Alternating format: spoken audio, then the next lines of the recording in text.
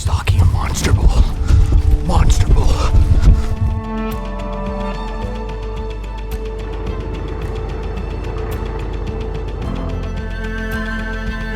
Look at that whitetail.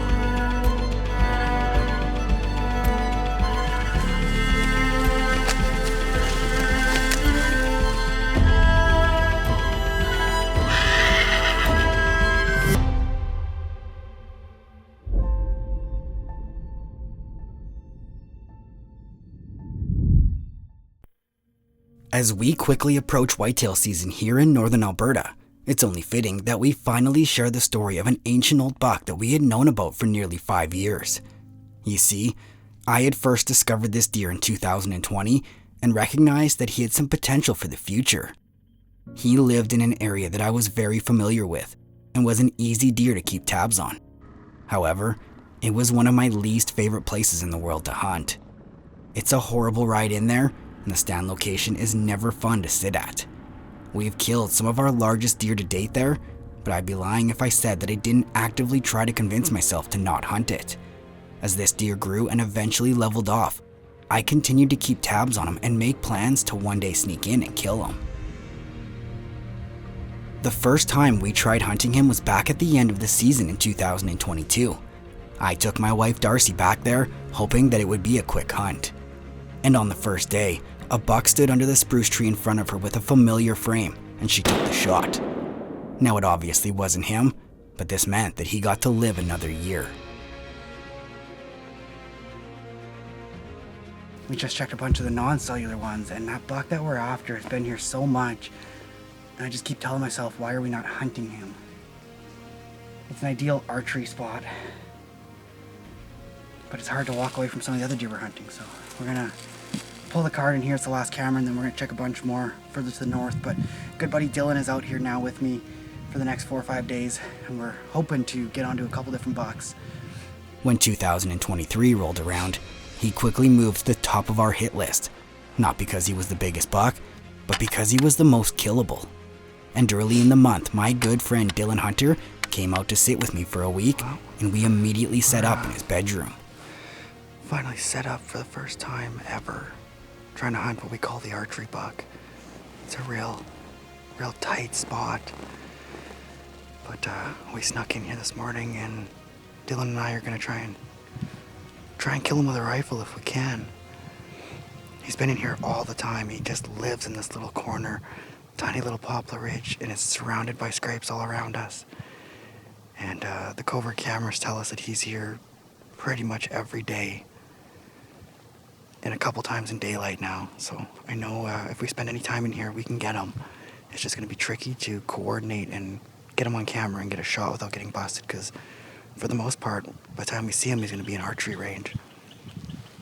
And we just don't wanna mess around with the bow. We just wanna get in and kill him, so. We're hoping best case scenario is he comes down the line behind us, hits the scrapes, because there's a massive scrape line. There's a dozen scrapes all the way there. And that's where he's been most of the time. But there's always a chance we catch him cruising out in the poplars, so. Not a spot where I expect to see a lot of deer. Probably only ever gonna see a couple deer a day if we're lucky. But we're just in here trying to see one, and we only need to see one if it's the right one, so. Fingers crossed he just makes an appearance, because I'd love to see this deer alive on the hoof, and I'd love to see him even more dead on the ground, so. True to his nature, we had only been sitting in the stand for 2 hours when the first deer we spotted was him walking through the poplars directly towards us.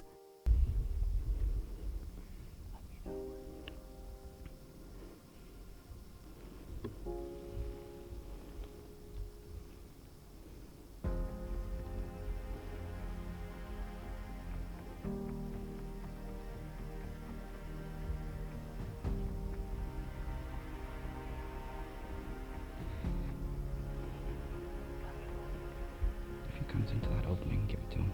It was a scrambled situation, and the shooting lanes were incredibly tight in there. The last thing we wanted to do was take a shot that we weren't 100% confident in, so we let him walk through, knowing that he would eventually come past us again if we were patient. We had our target buck come out, kind of the way we thought he might come. Dana was facing him, and by the time I got turned a split second I could have made a shot at him walking and tried to stop him, but he had no interest in stopping. So we didn't really spook him. I don't think he knew what went on, but he knew something was up, so we'll just have to see if he's gonna come back today or another day. Sucks. I thought we had him. Once you got the rifle up, I thought he was dead to rights. I was already celebrating. It's like he's gonna give us a shot. I thought he would. Like, if you would have just stopped, I didn't care where it was. Yeah. I would have just shot him. I just couldn't shoot through that, especially off my wrong hand. Oh, that was That too. was left-handed. Oh, yeah. Yeah, that sucks. So close. Fatal Impact is proudly sponsored by Wood Wheaton Super Center, Black Widow Innovations, the MD of Bonnyville, Deluxe Wall Tents, Hutto Knives, iHunter, and Wapiti River Outdoors. This segment of Fatal Impact is brought to you by Scree Canada, rugged hunting clothing for Canada's terrain. This segment of Fatal Impact is brought to you by the MD of Bonnyville. Lake adventures happen here. After coming so close on the first day, I was extremely confident that Dylan would have another chance at him if he stuck it out for the week. I had to continue hunting with Darcy in a different spot, so Dylan was set up by himself, waiting for a second chance.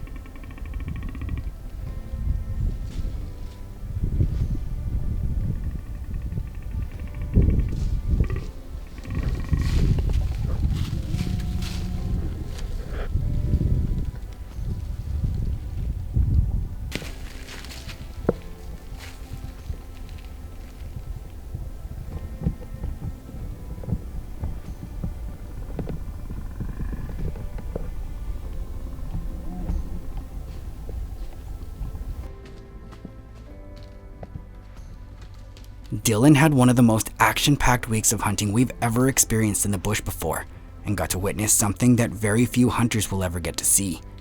To watch a big mature buck do his thing with a doe beneath his stand at 20 yards was something he'll never forget, and is a small reminder of how there's so much more to hunting than just killing your target buck.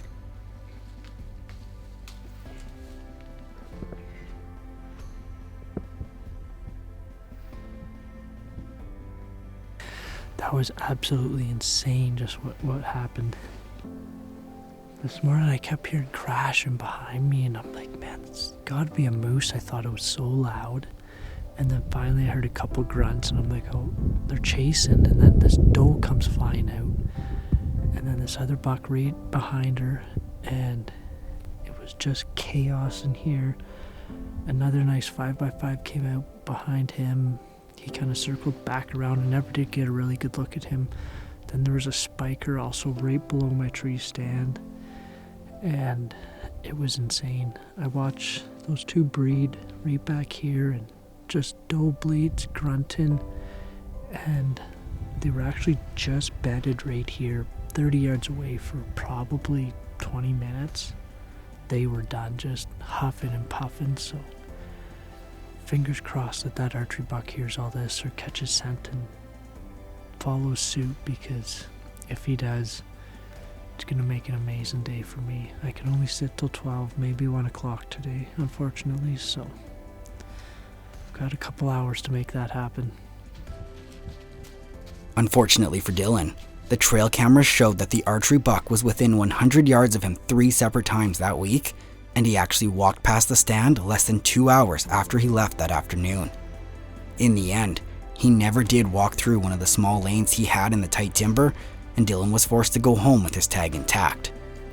Shortly after he went home, we got word that the buck had been killed by a lucky hunter, and just like that, the story of this ancient old deer came to an abrupt close. Fatal Impact is proudly sponsored by Scree Gear, Top Notch Taxidermy Studio, Mad Ramps, Immenso Diving Equipment, Dive R Carbon Fins, and 5-Star Redneck. This segment of Fatal Impact is brought to you by Wood Wheaton Super Center, a proud supporter of our outdoor heritage. With the archery buck no longer in the picture, Dylan's plans changed when he came back the following year. We had spent an entire day running trail cameras to see if anything piqued his interest, and he had set his sights on a couple of the bigger bucks we had running around one of our favorite stand locations. It's a highly active spot, and it always produces good deer. There was a giant frame 10-point in there that we had been trying to kill for 2 years now, and several other quality bucks.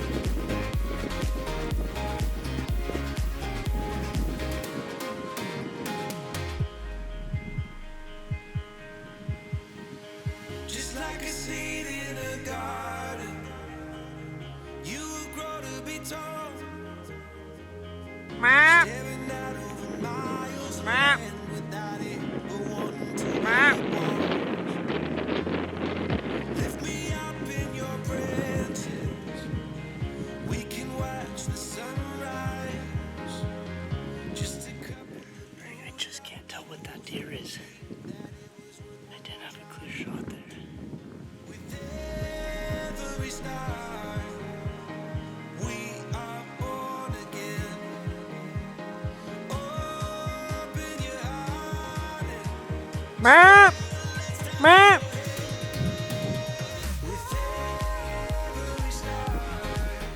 No. I could have killed that deer. That's the inline deer. I can't get this camera to focus back there. Oh my freaking god. Dylan was covered up with deer every single day in the stand, but he just wasn't getting opportunities at any of the target bucks. Midway through the week, he finally laid eyes on the inline buck, but couldn't get a clean look at him. He continued to put his time in, and later in the week, after a fresh dump of snow, he would finally get a second opportunity.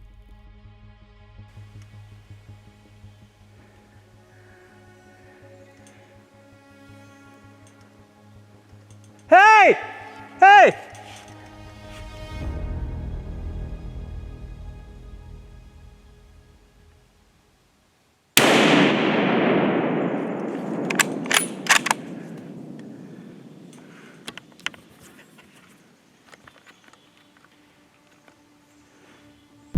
Well, it sounds like Dylan killed himself a deer, so we just rolled up here. I see he's brought a lot of his stuff out to the quad, so he's probably in there. We'll make our way in and see what we have. I hope he's dead. Sounds like he shot that inline buck, so that's one of the 2 target bucks that we were trying to kill. So Don's got the sleigh. Workhorse Don, ready to go. Don is sick as a dog, and we're putting him to work, so kind of feel bad, but hopefully with any luck the deer's not 300 yards that way. So we'll see.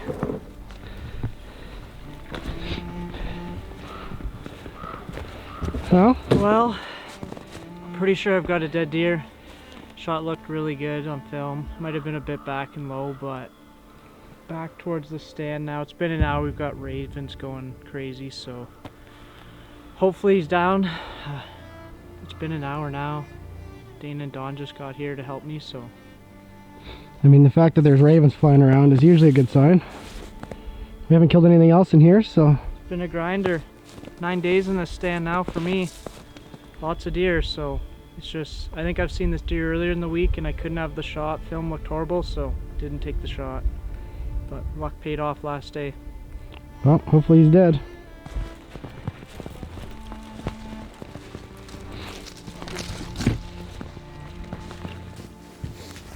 Yeah, we've got, it's a good bounce of blood. He's piled up off this log, so he's not doing good. Yeah, big pile of blood here. Looks like he stopped here almost, so he can't be far now.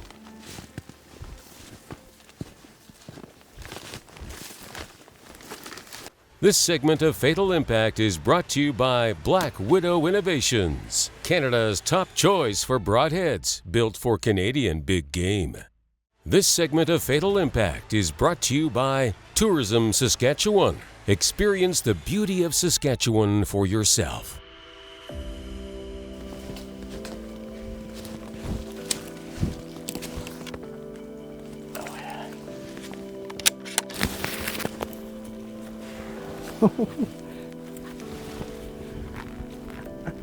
We'll get him drug out into a better spot. He's in tight there. Super beautiful, amazing deer. Really thankful for him. He's got some extras over here that just gives him that extra little bush buck feature. Super clean on his right side, big 5.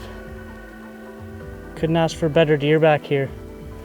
Spent 9 days hunting this stand. A pile of deer activity, so crazy.